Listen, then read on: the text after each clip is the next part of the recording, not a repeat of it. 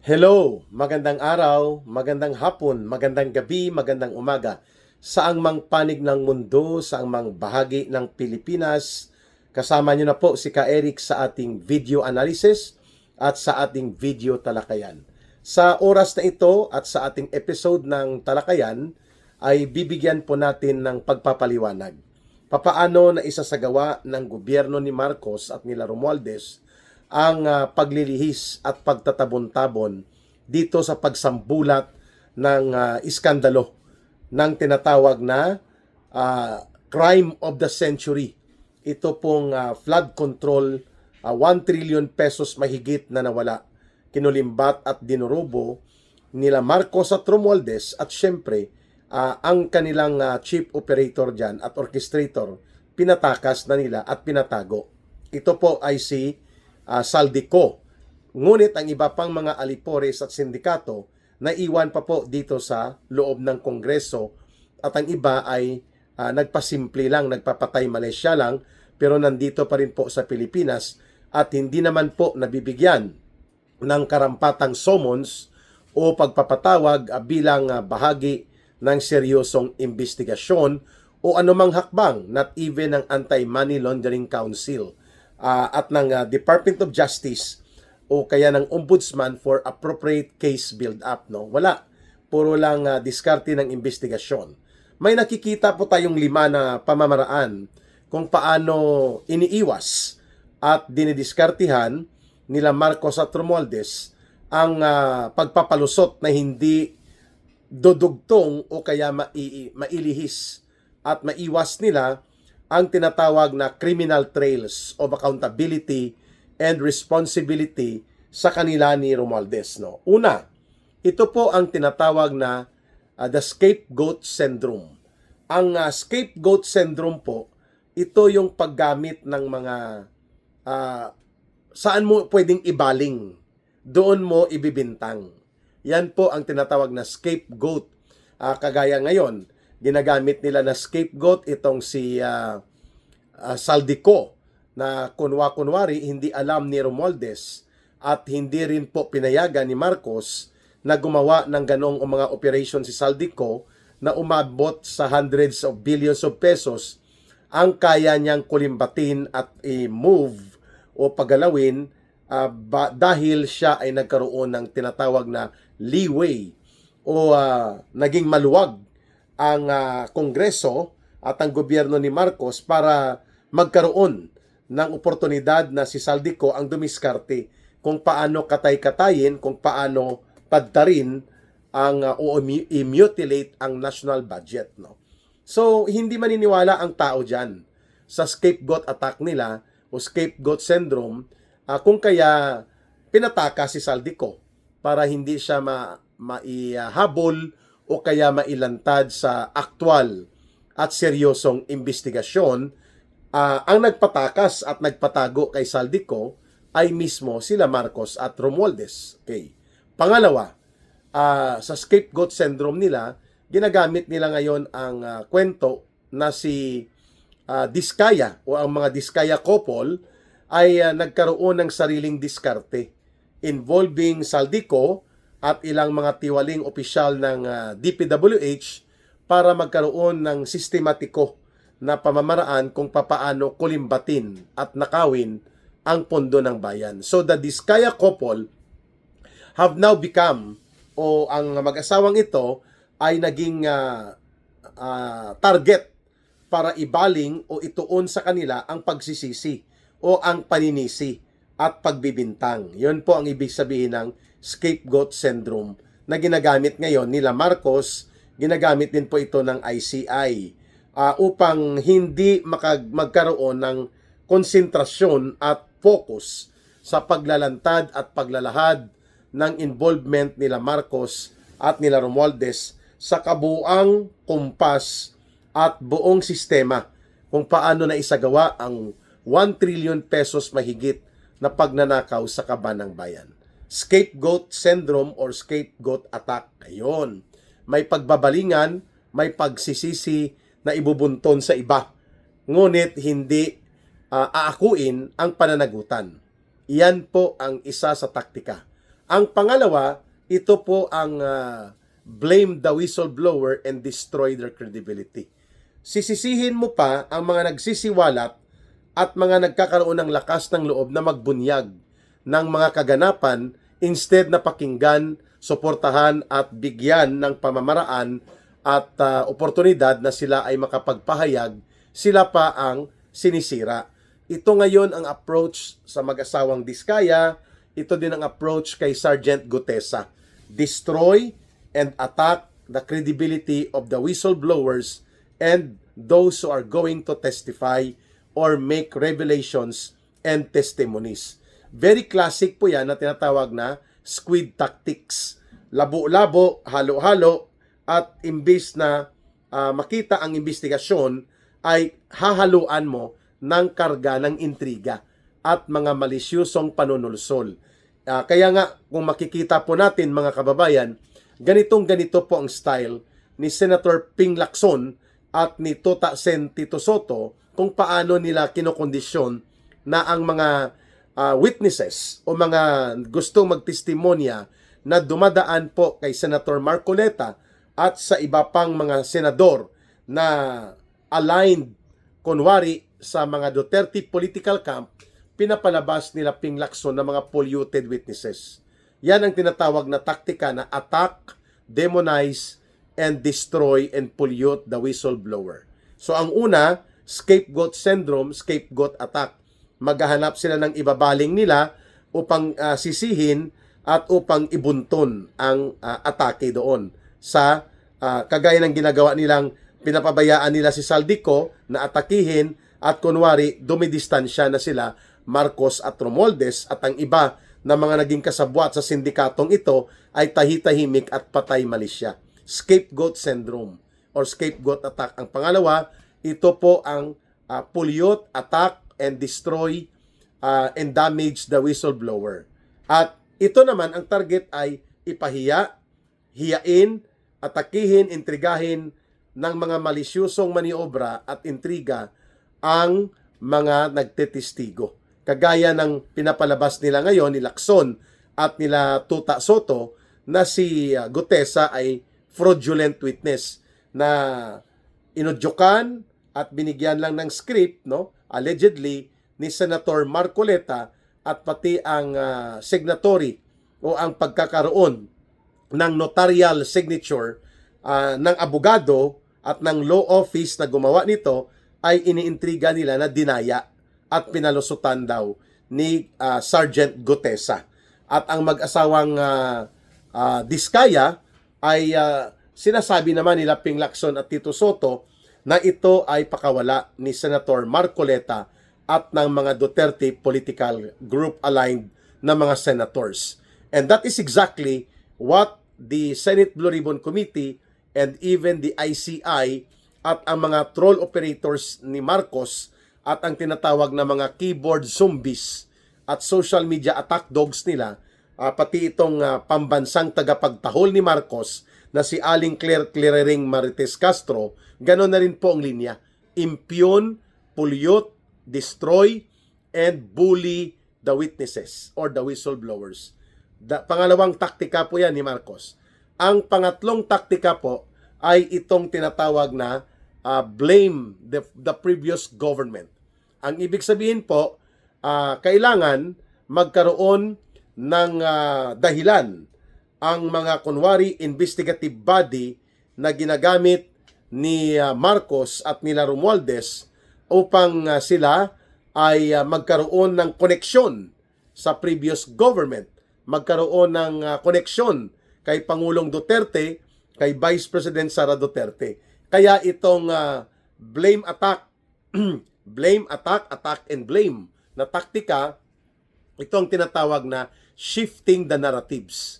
Ililipat mo ang pagsisisi, ibubunton mo ang naratibo at ang mga pagsasalaysay na ang mga nangyayaring flood control projects na ito, pandarambong, pangungurakot, ay nagsimula sa previous government doon sa mga proyekto na associated sa mga tao na malalapit kay former President Rodrigo Duterte.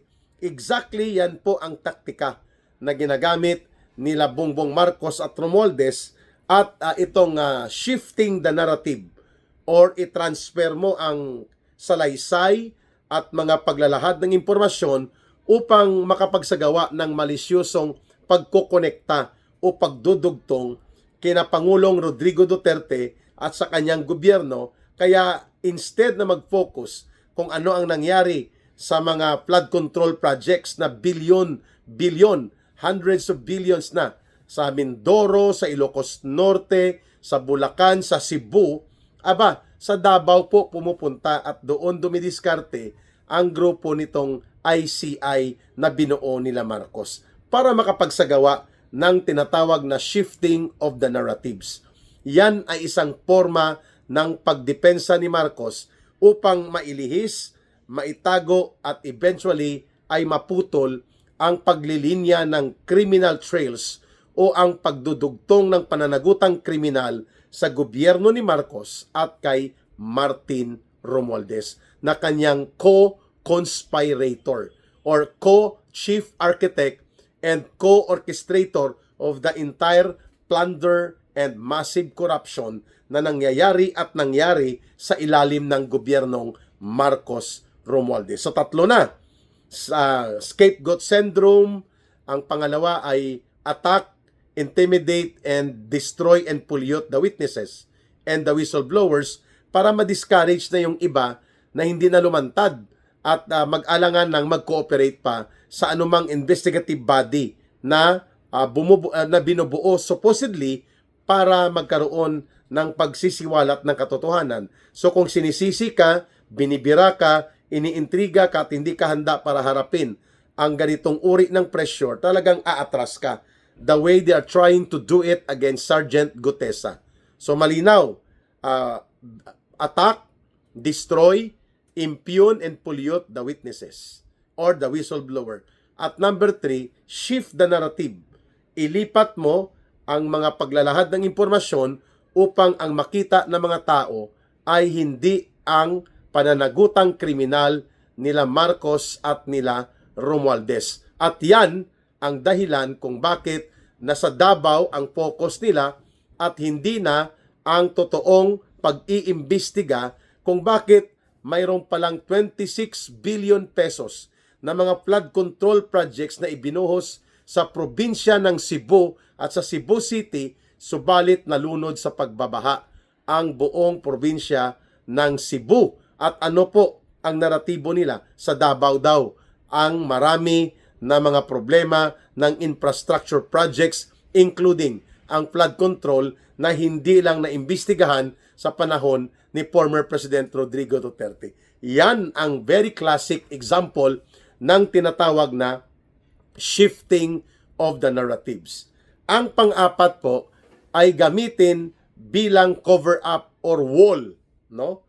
Ang Senate Blue Ribbon Committee at pati ang ICI, kung saan ang mga investigasyon ng naturang mga komitiba supposedly or body of process to investigate supposedly ng tungkol sa malawakang korupsyon at pandarambong, ito pa ngayon ang nagbibigay ng mga diskarte upang hindi lubusang mailantad at mailahad ang mga katotohanan at mga karagdagan at very relevant information pertaining sa kung paano ginawa ang sistema ng pandarambong at pangungurakot sa ilalim po ng gobyerno ni Marcos.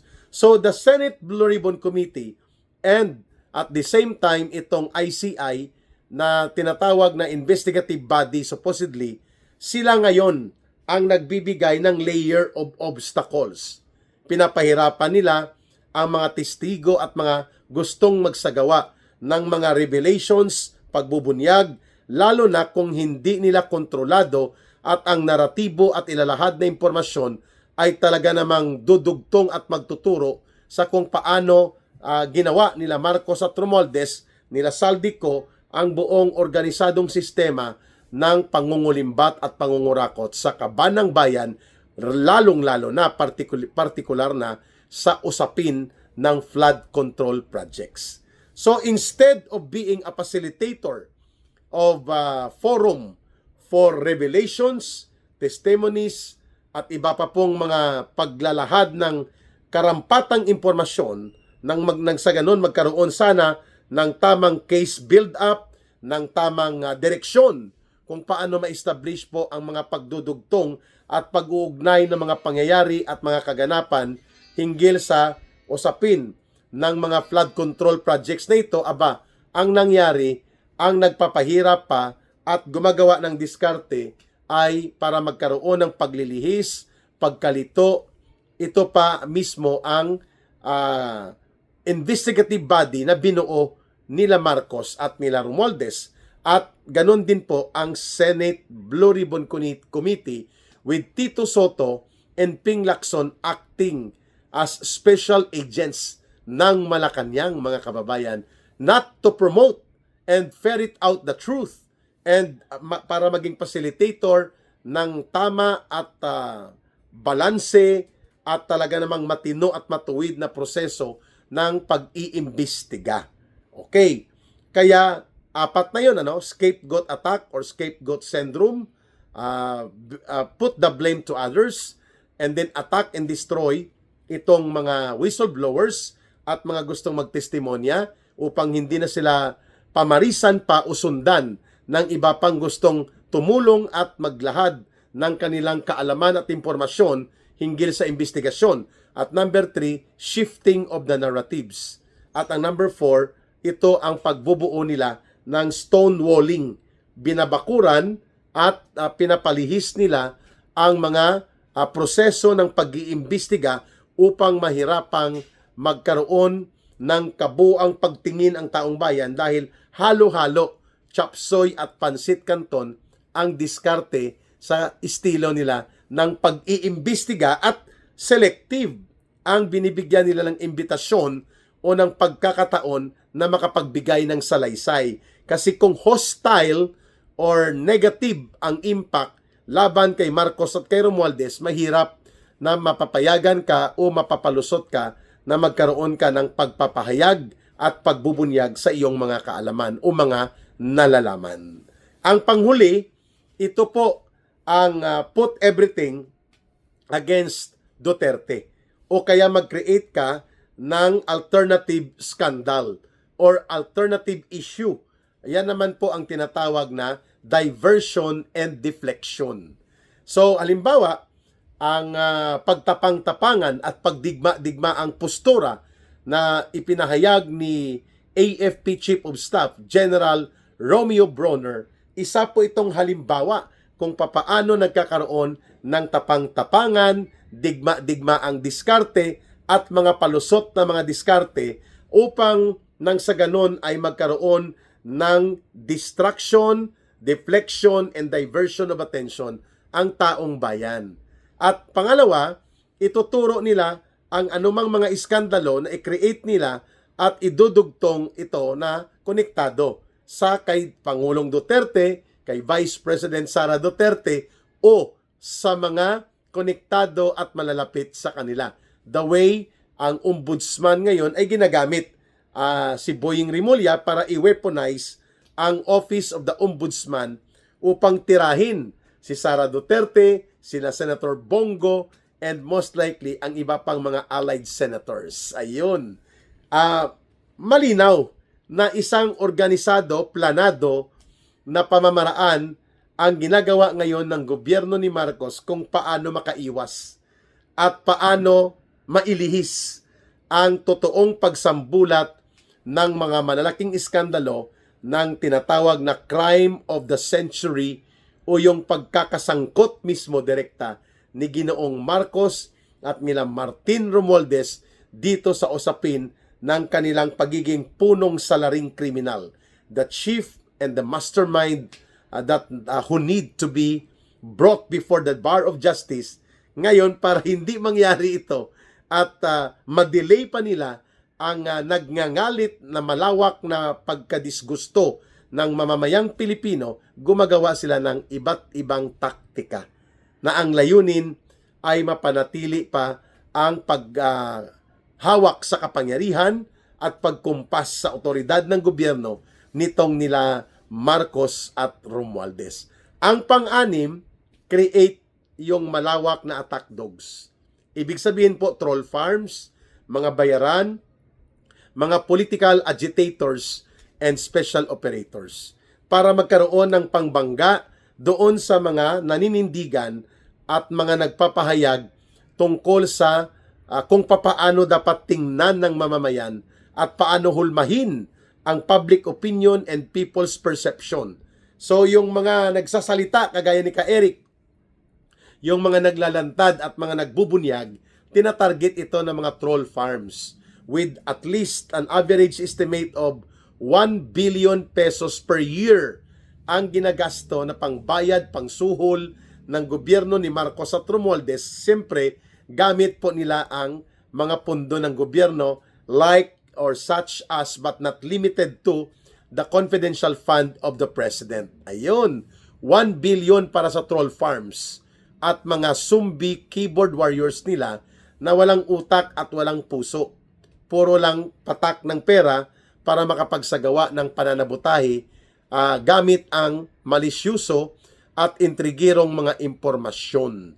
So, yan ang mga troll farms at mga keyboard zombies nila Marcos. At kasama po sa binabayaran bilang mercenary, political mercenary, bayaran na tirador sa politika at mga propagandista ng gobyernong Marcos at Romualdez. Kasama po dyan ang CPP, NPA, NDF, Urban Operatives at ang kanilang mga organisasyon kagaya ng Anak Bayan, LFS o League of Filipino Students, Gabriela, ang kanilang party list, no? Nakamatayan Black Party List, yung Alliance of Communist Teachers, yung Gabriela NPA Lover Party List, at ang Kabataan NPA Recruiter Party List. Yan ay bahagi po ng mga bayaran at mga minimaintain na ahente sa pag-atake at pagsagawa ng political demolition job laban sa mga Duterte at mga tagapagsuporta nila. Yan ay isang taktika din na ginagamit nila Marcos. Troll, mga bayaran na propagandista at mga hilaw na komunista, mga komunistang terorista, and mga zombies ng yellow and pink na politika. Lahat ng ito po pinupunduhan, kinukumpasan ni Marcos at nila Romualdez upang nang sa ganon ay magkaroon ng mga attack dogs at mga demolition job the way we are experiencing it sa nakikita natin kung paano siraan, atakihin, intrigahin si Vice President Sara Duterte and lalo na po ang kanyang tatay na si former President Rodrigo Duterte. Ayan. Kaya kailangan nating ibunyag ito. Dahil sa darating po na November 16, 17, and 18, mayroong mga pagtitipon. Sa ating nakuhang kaalaman sa mga informante natin ay kikilos ang Iglesia ni Cristo sa November 16, 17, and 18.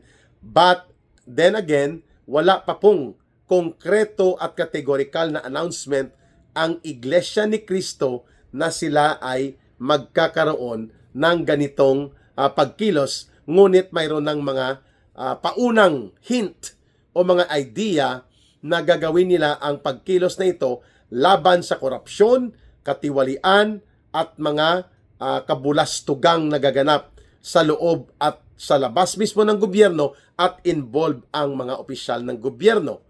Pero kapareho po ng pagkukulang o kahinaan ng pagkilos ng Catholic Bishops' Conference of the Philippines, hindi rin po tinutumbok pa kaagad na ang may pananagutang prinsipal at pangunahin sa lahat ng pangyayaring ito ay walang iba kundi mismo sila Marcos at Romualdez. That is not openly published or publicly discussed sa mga pagkilos ng September 21 ng mga grupong affiliated sa hilaw na komunista, mga komunistang terorista, at pati po sa tradisyonal na simbahan katolika.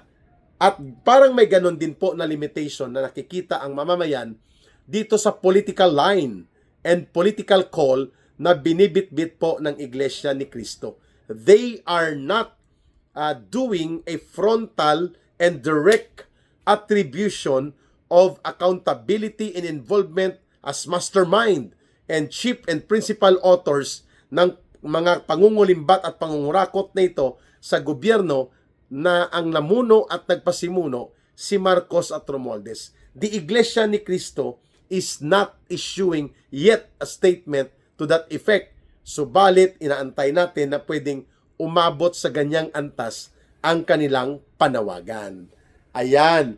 And so therefore, sa pangyayaring ito na lumalakas muli at lumalawak na ang protesta, pagtutol at pagkagalit ng mamamayang Pilipino laban sa gobyernong Marcos at Romualdez, nagbubuo at pinapakilos ang mga trolls at mga bayaran na mga special political agents and mercenary for operations na ginagamit like ang CPP, NPA, NDF, their urban operatives and organizations at iba pa pong mga grupo na binabayaran at minimaintain ng gobyerno ni Marcos at nila Romualdez. Ayan.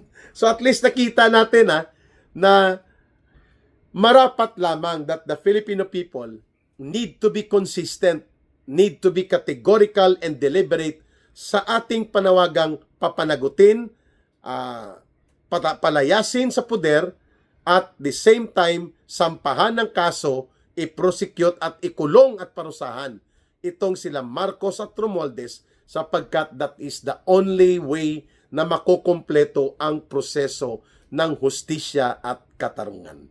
Magbabalik po ang ating video analysis, video live stream at mga talakayang bayan with Ka Eric. Mamayang gabi, bantayan po ninyo sa Philippine Standard Time, mga alas 9:15 hanggang alas 9:30 ng gabi. Susubukan po ni Ka Eric na tayo ay makapag-live again at kaninang umaga nag-live stream din tayo at makakadagdag ng isa pang update na video para sa inyo. Muli, sa gustong tumulong, sumuporta sa ating advocacy and initiatives sa ilalim po ito ng Bangon Sambayanan People's Movement. Ano po ang line of support natin? 0916-308-7710 0916-308-7710 GCash line at the same time support line yan through kay Rohilda Celis kay Langging, ang aking wife at siya na rin po ang tumutulong sa ating advocacy campaign. Mga kababayan, mahalin natin ang bansang Pilipinas. Walang ibang magmamahal nito kundi tayo ring mga Pilipino. Please like, share, and promote our videos and also help our Ka Eric Celis YouTube channel at ang ating Ka Eric Jeff Celis Facebook Live. At sana po ay matulungan nyo si Ka Eric na mapalakas po ang membership and support at the same time ang tumatangkilik ng mga viewers para sa ating video analysis at balitang talakayan. Maraming salamat para sa Diyos at sa Pilipinas nating mahal. May God bless everyone and may Allah will be with those who are Muslim brothers and sisters. And of course, magbabalik po ang ating Ka Eric Celis YouTube channel live stream mamayang gabi. And we will try to have another video analysis several hours from now. So muli, magkita-kita tayo sa next upload and live stream ni Ka Eric. Bye for now! Mag-ingat po kayo, mabuhay ang sambayanang Pilipino. Maraming salamat.